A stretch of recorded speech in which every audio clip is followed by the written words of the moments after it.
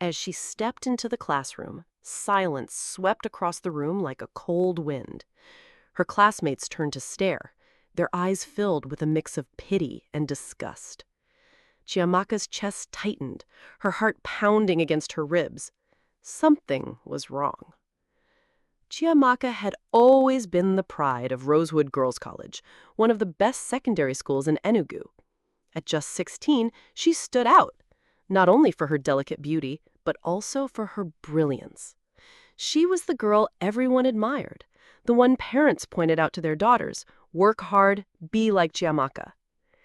Every morning she rose before dawn, carefully dressed in her spotless school uniform, and walked through the gates with determination in her eyes.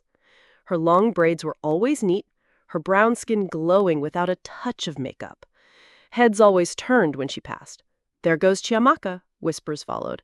Always perfect, always the best. But Chiamaka paid no attention. Her focus was on her books. In class, she sat at the front, answering every question with confidence. Teachers adored her for her sharp mind. Yet lately, her beauty had begun to overshadow her brilliance. Mr. Okoye, the mathematics teacher, often stumbled over his words when she raised her hand. Mr. DK, who taught literature, praised her essays with unusual warmth, sometimes staring a little too long at her as he spoke. Chiamaka, however, remained blind to the silent attention she drew. After school, while other girls ran off to choir rehearsals or sports, Chiamaka stayed back. Alone in the quiet classroom, she buried herself in books. One evening, as the golden sun painted long shadows across the desks, a voice broke the silence. "Chiamaka, you're still here?" She looked up to see Ngozi, one of her classmates, leaning on the doorframe. "Oh, hi, Ngozi," Chiamaka smiled. "I'm just finishing some extra reading." Ngozi walked closer, scanning the pile of books on Chiamaka's desk. She shook her head and let out a small laugh. "If I were as beautiful as you, I wouldn't kill myself studying all the time. Teachers already worship you. You could get what you want without all of this stress." Chiamaka frowned. "What do you mean? Don't you notice how Mr. Okorie looks at you? Or Mr. DK? You could smile a little more, act sweet, and grades would come easily. No need for sleepless nights." The words pierced Chiamaka's heart. She had never once thought of using her looks to her advantage. She always believed her hard work was enough. "That's not right," she whispered. Ngozi shrugged. "It's just a thought. Anyway, don't stay too late." She left, her footsteps echoing down the corridor. But Chiamaka couldn't shake the idea. That night at dinner, though her parents spoke with pride about her achievements, she was distant. Later, standing in front of her mirror, she studied her reflection, her clear skin, bright eyes, soft features. Had she been blind to the power she carried? Lying in bed, she made a quiet decision. Tomorrow, she would try it. Just once. The next morning, she stood before the mirror again. Hands trembling, she opened a makeup kit, a birthday gift she had never used. With hesitant strokes, she applied foundation, lip gloss, and left her braids untied so they cascaded softly down her shoulders. As she walked through the school gates, she felt it immediately. Heads turned, the whispers were louder.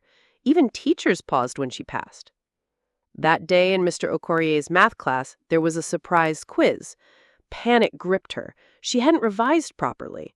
As she handed in her paper, she looked at him and said softly, "Sir, I really hope I did well. I don't want to disappoint you." Mr. Okorie's face flushed. "You'll be fine, Chiamaka. You're my best student." When the papers came back, hers bore a perfect score. She knew she hadn't answered every question correctly. Her stomach knotted. Could Ngozi have been right?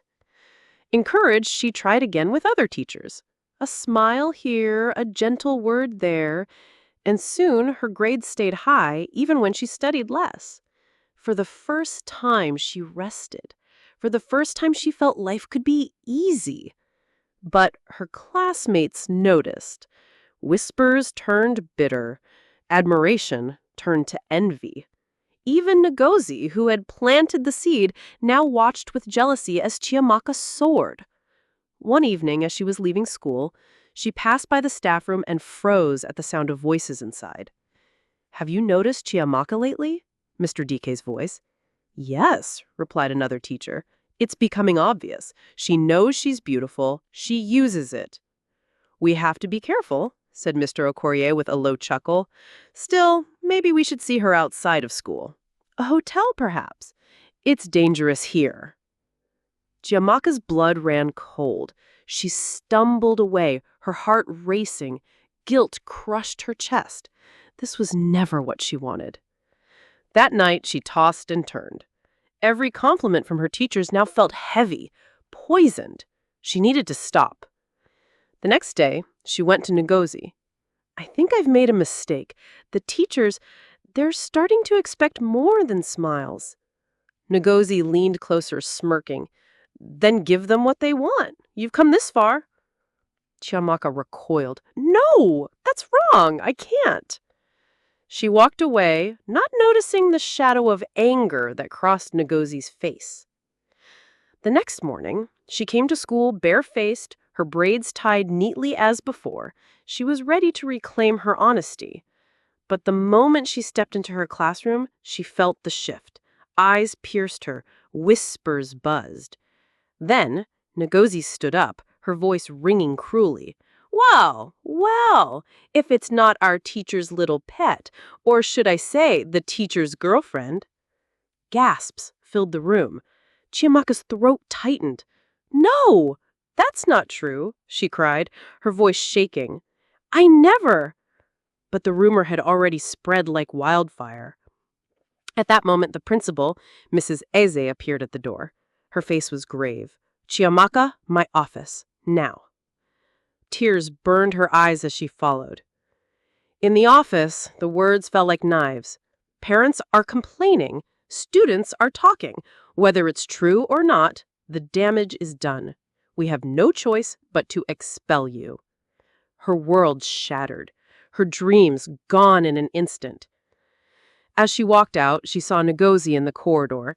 A satisfied smirk curved her lips. That was when she realized the depth of her betrayal. At home, her parents wept with her. They believed her, but they were disappointed too. "We raised you better than this," her father said quietly. Her mother placed a hand on her shoulder. "You will not give up. We will find another school. You will rise again."